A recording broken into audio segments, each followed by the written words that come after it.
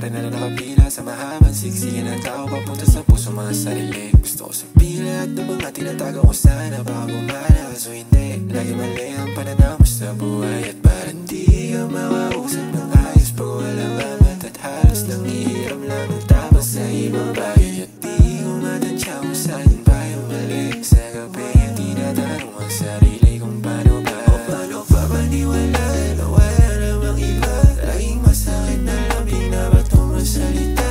Eh di sana una pa inamin ko na sa'yo. Di yung mamali mo kahit kayong totoo na yun na naramdaman. Hindi tawag na laman kung mali makasama ay mali na naman. At wala sa tuwiran ang gusto ko mangyari. Kahit anong gawin ko di mangyayari ang mapasakin ka.